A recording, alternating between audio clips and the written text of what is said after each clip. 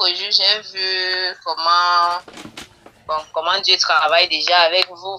Je me suis dit que pourquoi ne pas aussi essayer. J'ai envie de connaître certaines choses qui concernent ma vie particulière. Et qu'est-ce que vous voulez connaître? Vous voulez vous marier? Je dis vrai, il y a un domaine qui me menace. Bon, pas qui me menace, mais qui me limite dans les choses de Dieu. Ça veut dire que à des moments, je m'engage vraiment. Mais quand je commence encore à penser à ça, ça essaie de me stresser, de me limiter. Le domaine marital, c'est un domaine vraiment que, je sais pas, ça me freine un peu, ça me freine. Ok. Ça me freine. Et il y a aussi, la musique. Donc, je veux vraiment savoir. Ok. Parce que vous êtes chantre, non? Vous êtes chantre, non? Oui. Ok. Je suis chantre. D'accord. Parce que vous avez dit que vous voulez vous marier, non? Hein? Oui. Voilà. Mais le problème, c'est que je suis en train de vous voir tomber souvent dans les péchés de la fornication. Est-ce que vous tombez souvent dans les péchés de la fornication? C'est ça que je suis en train de dire, que ça m'est arrivé récemment. Ça vous est... J'étais obligée de... Comme je ne connais... Ça vous est arrivé récemment? Récemment, oui, récemment. Ok. Le problème, c'est que... J'essaie d'expliquer ça. Écoutez, le problème, c'est que je suis en train de voir, ce n'est pas la première fois que vous tombez dans ce péché, en fait. Je suis en train de voir, ce que vous dites récemment, ce n'est pas la première fois. Vous le faites tout le temps. Quand je dis tout le temps, ce n'est pas chaque jour, mais vous le faites constamment. Je ne comprends pas. Constamment, ça veut dire quoi? Ça veut pas dire... l'habitude de pratiquer ça. On ne va pas dire pratiquer, on va dire tomber souvent dans le péché de la fornication. C'est-à-dire coucher avec quelqu'un. Ça m'est déjà arrivé. Oui, ça m'est déjà arrivé 2 fois. Voilà. 2 fois. Ok. Dans la foi, ça m'est déjà arrivé 2 fois. Voilà. C'est pour ça que je vous ai dit que ce n'est pas la première fois. Parce que vous avez dit que c'est récemment. Vous voyez. C'est pour ça que je vous ai dit que je vous ai vu faire ça plusieurs fois. C'est-à-dire plus d'une fois. Voilà, justement. Vous voyez. Donc, il faut faire attention. Et j'entends Dieu me dire que vous n'êtes pas la première. Est-ce que vous vous êtes protégé? Est-ce que vous vous êtes protégé? Non. Oh my God. Pourquoi vous faites ça? Pourquoi vous faites ça? Regardez, vos propres malheurs vont venir de vous-même. Hein. Ce n'est pas le diable. Ce n'est pas la sorcellerie. Vous comprenez un peu? Vos propres malheurs, voilà ce que Dieu me dit. Vos propres malheurs vont venir de vous-même. Vous comprenez un peu? Vos propres malheurs vont venir de vous-même. La Bible dit que nous sommes le temple du Saint-Esprit. Vous comprenez un peu? Il faut chérir votre corps. Ne soyez pas une prostituée dans l'église. Vous voyez un peu? Ne soyez pas une prostituée dans l'église. Après l'acte, vous voyez? Après l'acte, je vois comme il vous a donné 15 000 francs. Est-ce que après avoir commis cet acte avec lui, après avoir couché avec lui, il vous a donné une somme de 15 000 francs? Parce que j'ai vu, comme après avoir couché avec lui... C'était après, c'était pas là, c'était après. Après, peut-être 1 semaine, 2 semaines après. Il vous a donné combien? Il vous a donné combien? Il a envoyé ça par Orange Money, 15 000. 15 000, oh my God. Je bénis Dieu pour l'esprit de prophétie. Donc, après l'acte, il vous a donné 15 000. C'est ça, non? Oui. Ok. L'argent là, je vois l'argent là, il vous donnait ça comme une récompense. Parce qu'il a couché avec vous. Hey. Ma Seigneur Jésus. Est-ce que vous comprenez ce que je dis? Hey. Je comprends. Donc, pour lui, vous avez été comme une prostituée. Il vous a acheté à 15 000. Donc, il a couché avec vous et il vous a donné 15 000. Vous voyez l'église? Et je vous ai dit que ce monsieur, c'est un faux frère. Je vois Dieu a écrit sur son front. Je vois sur son front, on a écrit faux sur son front. Je vois ça clairement dans l'esprit. On a écrit faux sur son front. Donc, c'est un faux frère. Vous comprenez ce que je dis? Est-ce que Je avant comprends, ça, mon beau frère, je comprends. est-ce qu'avant ça, vous avez à donner l'argent un jour? Quand il partait souvent lui rendre visite, parfois il me donnait l'argent juste pour le transport. Quand je dis, est-ce qu'il vous a donné l'argent comme il vous a donné le jour qu'il a couché avec vous là? Non, il ne m'a pas donné ça le jour-là. Je Je ne, suis bien en non, train de dire, c'est pas après, le jour-là. je C'est pas le sais, jour-là. je sais. Après qu'il ait couché avec vous, il vous a donné une somme de 15 000 francs, non? Est-ce que c'est vous qui m'avez dit qu'il vous a donné une somme de 15 000 francs? C'est moi qui vous dis non. Est-ce que vous m'avez parlé de ça? Ça, c'est pour vous dire que mes yeux sont ouverts et je vois. Vous comprenez un peu? Maman. Hey. Donc, je suis donc en train de vous dire que les 15 000 francs qu'il vous a donné, c'est comme une récompense. Donc, c'est comme s'il a payé une prostituée. Il ne vous a pas donné ça pour rien, pour vos beaux yeux. C'est parce qu'il a couché avec vous qu'il vous a donné ces 15 000 francs. Vous comprenez ce que je dis? Seigneur Jésus. Je comprends. Voilà. Parce que avant ça, je ne lui vois pas vous donner ce genre d'argent. Non. Dans le règne de l'esprit, avant ça, je ne lui vois pas vous donner une grosse somme comme 15 000. Je ne lui vois même pas vous donner 5 000 francs. Est-ce que c'est vrai? C'est vrai, c'est vrai, c'est vrai, Alors, c'est vrai. Alors. C'est vrai. Donc, 15 000 francs qu'il donne La ici. preuve, Oui, allez-y. la preuve en est que même quand je lui soumettais peut-être un problème, il dit oui, je vais donner, mais après il ne donne pas. Il ne donne pas, voilà. Par contre, quand il a couché avec vous, il vous a donné 15 000. Vous comprenez un peu? Les 15 000 francs-ci, c'est parce qu'il a couché avec vous qu'il vous a donné ça. C'est un agent de la prostitution. Oui, mon Dieu. Vous comprenez un peu? Oh my God. Que Dieu punisse le diable. Séparez-vous de ce faux frère. Je ne l'appelle pas frère parce que j'ai vu faux sur lui. Ne pleurez pas. Ne pleurez pas. Ne pleurez pas. Ne pleurez pas. Le diable l'a envoyé pour venir me détruire.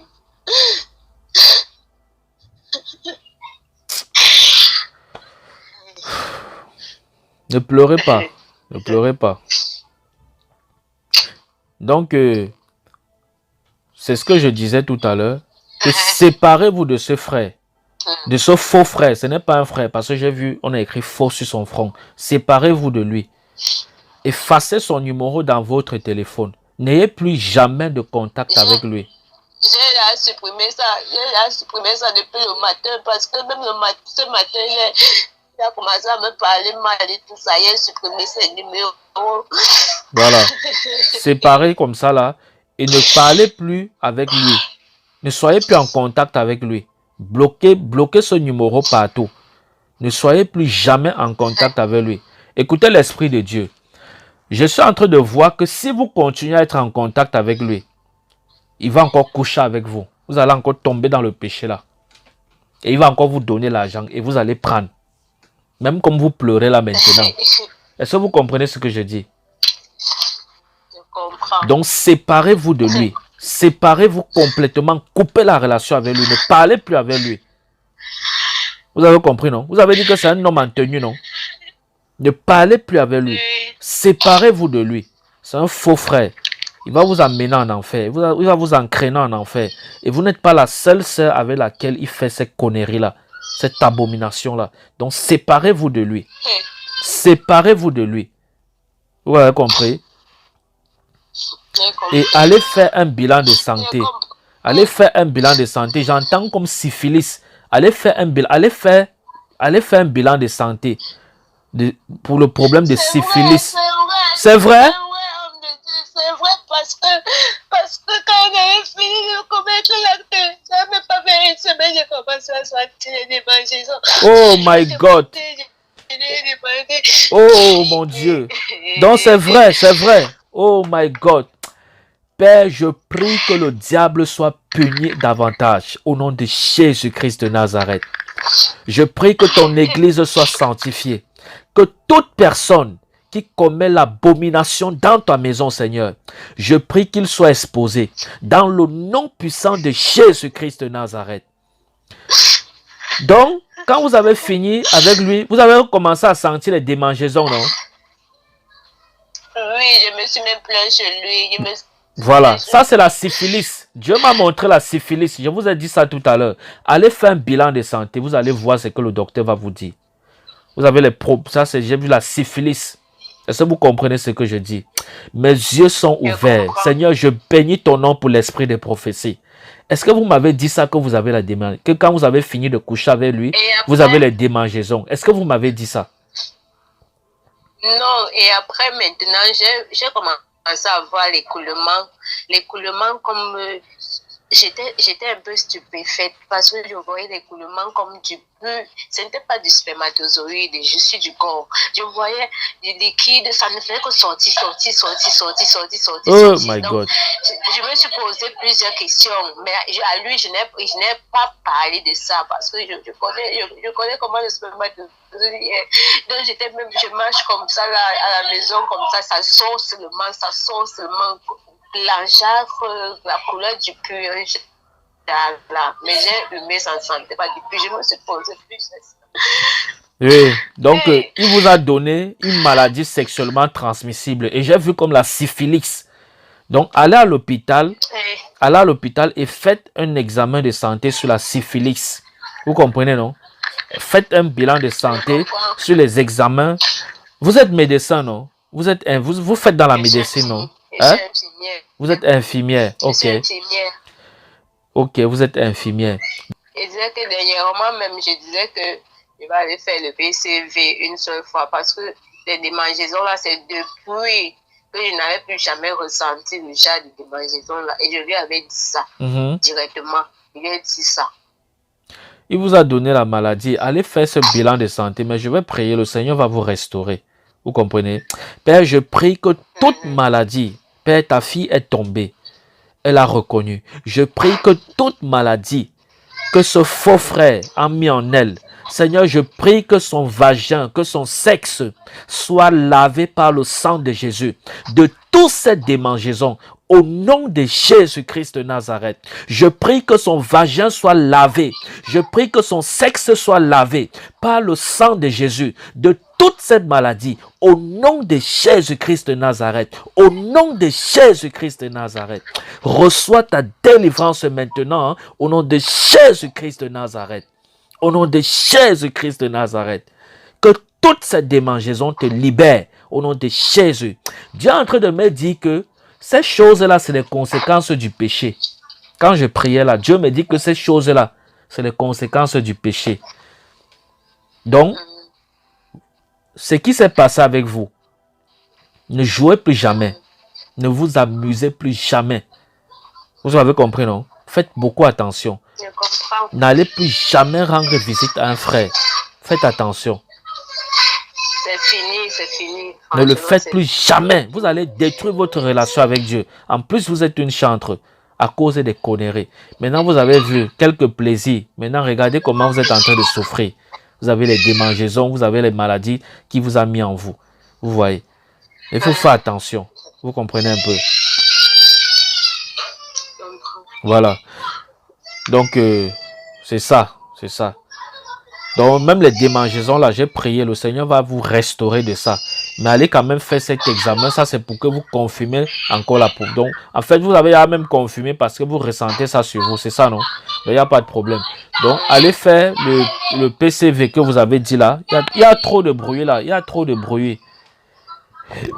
Pardon. C'est au salon, les enfants là. La porte est fermée, mais ils sont au salon là-bas. Ok. Donc, allez faire l'examen de PCV là. Et ne recommencez plus jamais, s'il vous plaît. Vous avez compris, non? C'est ce péché. Écoutez l'Esprit de Dieu. C'est à cause de ça que même que vous ne percez pas dans le domaine de chantre. Vous comprenez un peu? Ça veut dire que quand vous le faites, même vos musiques, même les adorations que vous élevez à Dieu, c'est une abomination devant Dieu. C'est-à-dire les chansons même que vous chantez. Vous comprenez un peu? Je ne vois pas ça monter. Je vois le parfum de ces adorations noires, c'est-à-dire sombres. Actuellement, là, je suis en train de voir le parfum des adorations que vous élevez à Dieu sombre. C'est pas un parfum blanc. de couleur blanche. C'est un parfum sombre, c'est-à-dire Dieu ne prend pas ça, il n'agrée pas cette adoration comme un parfum de bonne odeur. Est-ce que vous comprenez ce que je dis? Et tout ça, ça se passe à cause du péché de la fornication. Vous comprenez?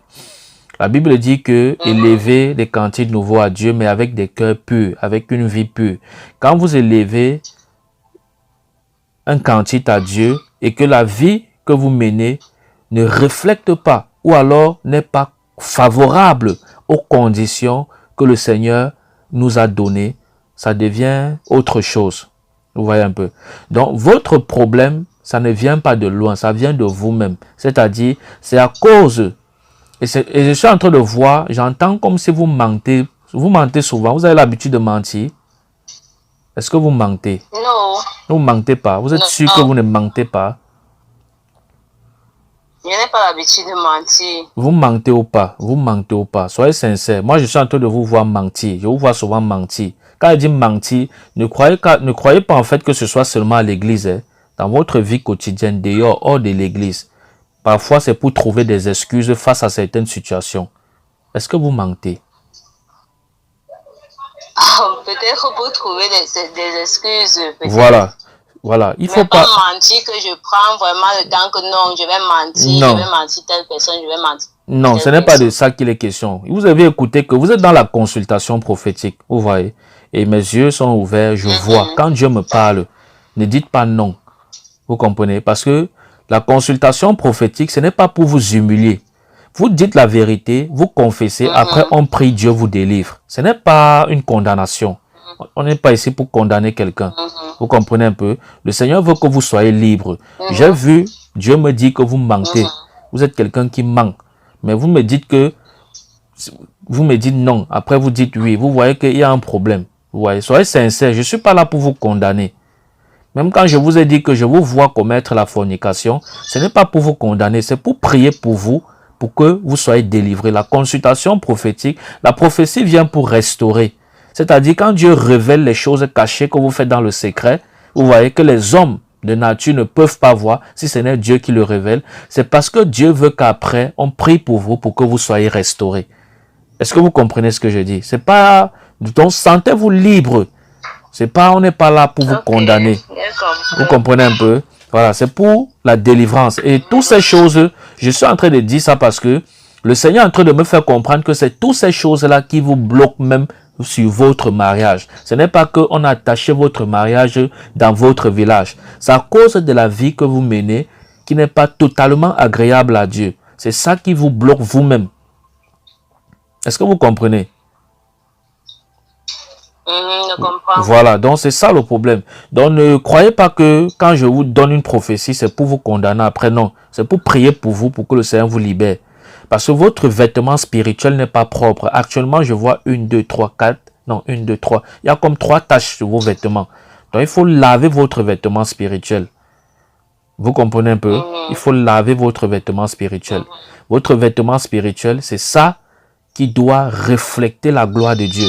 Mais si votre vêtement spirituel est tacheté comme je vois là, il y a problème. Vous comprenez? Et je suis en train d'entendre, je vois comme la confession que vous avez faite dernièrement sur le péché de la fornication que vous avez fait. Vous n'avez pas fait une confession qui vous venait du cœur. Vous voyez? Et je vois après le péché-ci que vous avez commis, il y a comme un manque, comme la paix vous a quitté. C'est-à-dire le Saint-Esprit vous menaçait. Est-ce que c'est vrai? C'est-à-dire il y avait comme un manque de paix en vous. Aujourd'hui même, quand on était à l'église tout à l'heure, oui. Comme le thème c'est jeunesse, quel héritage apportera-tu à la génération future? Oui. Donc, pendant que le pasteur était en train de prêcher, il y a certaines choses qu'il était en train de dire. Bon, je me suis mise en larmes et tout parce que je me sentais un peu concernée. Justement. Parce que c'était pas comme ça, c'est pas comme ça que j'étais avant et c'est un peu ça. Voilà. Ne pleurez pas, hein? Ne pleurez pas. Vous pouvez pleurer sur le péché, ça c'est normal. Mais il faut, le plus important, c'est de ne plus retomber sur ces choses-là. Vous voyez un peu. Ce n'est plus retomber de... Et ne vous... Je vous vois, vous marchez beaucoup avec les frères. Pourquoi? Pourquoi vous êtes plus confiés aux frères? Pourquoi vous marchez beaucoup avec les frères en Christ? C'est vrai que j'avais beaucoup d'amis. Bon, quand on est dans le Seigneur, je me suis dit que non, homme comme femme, en fait, ce qui est là, c'est que je me confiais beaucoup plus aux frères. Celui qui m'a même fait tomber, je me confiais beaucoup à lui. C'était un ami. Oh my God. Jusqu'à ce que... Ouais. C'est pour ça que, parce que je vous vois marcher beaucoup avec les frères. Et le fait que vous marchez beaucoup avec les frères, je vous vois, ça devient comme, c'est-à-dire, c'est ça en fait, c'est ça justement en fait qui vous a fait tomber. Vous voyez? Et vous venez de lui dire que la personne que vous vous confiez le plus à lui, c'est lui-même qui vous a fait tomber dans le péché. Vous comprenez un peu?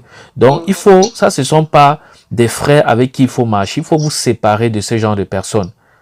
C'est ce que la Bible appelle, parce que je vois sur ce frère comme faux. Je vois on écrit faux sur lui. C'est ce que la Bible appelle les faux frères. Donc, il faut vous séparer de ce genre de personnes. Ils vont vous faire rater l'enlèvement comme un jeu. Vous comprenez un peu? Et je vois le frère, il n'a aucun problème. Hein. Je ne vois même pas de remords sur lui. Le frère qui vous a fait tomber dans le péché, la fornication, si. Je ne vois pas de remords sur lui. Vous voyez? Donc, il faut faire attention. Et j'entends Dieu me dire que vous n'êtes pas la première. On ne va pas prier pour le mariage. Hein, parce que je vous ai donné la solution pour le mariage. Vous comprenez un peu? Si vous arrêtez de faire tout ça, ce que le Seigneur m'a montré sur vous là, si vous arrêtez de faire tout ça, c'est bon. Vous allez vous marier. Vous allez voir les frères vont s'aligner seulement derrière vous. Donc, je vais prier pour vous, que le Seigneur vous pardonne et que le Seigneur vous donne la sagesse de comprendre l'esprit de prophétie qui m'a annoncé ces choses pour vous, afin que vous changez pour être sauvés. Vous comprenez un peu? Voilà. Donc, je vais prier pour vous. Seigneur, je prie. Vous appelez d'où? Vous êtes d'où? Vous appelez d'où? Actuellement, vous êtes où actuellement? J'appelle de Douala. De Douala. Ok.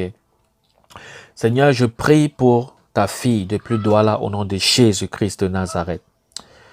Tu es un Dieu souverain et tu es un Dieu qui aime tellement ses enfants. Père, je prie que tous ces péchés que tu m'as révélés sur elle, je prie que tu pardonnes au nom de Jésus-Christ de Nazareth. Elle a avoué, Seigneur, les choses que tu m'as montrées sur elle, par ta grâce. Je prie que tu pardonnes tous ses péchés dans sa vie, au nom de Jésus-Christ de Nazareth. Père, je prie qu'elle soit restaurée, au nom de Jésus-Christ de Nazareth. Je prie que tu lui accordes beaucoup de sagesse pour marcher dans la marche avec toi, au nom de Jésus-Christ de Nazareth.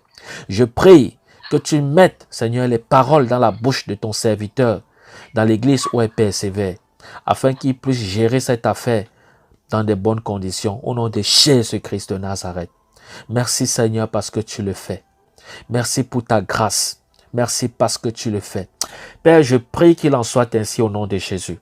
Je prie au nom puissant de Jésus-Christ de Nazareth, que pendant qu'elle le fait, ô Dieu, qu'elle soit restaurée, que tu pardonnes ses péchés et que tu la ramènes dans la maison au nom de Jésus-Christ de Nazareth. Qu'elle soit de retour dans la maison au nom de Jésus-Christ de Nazareth.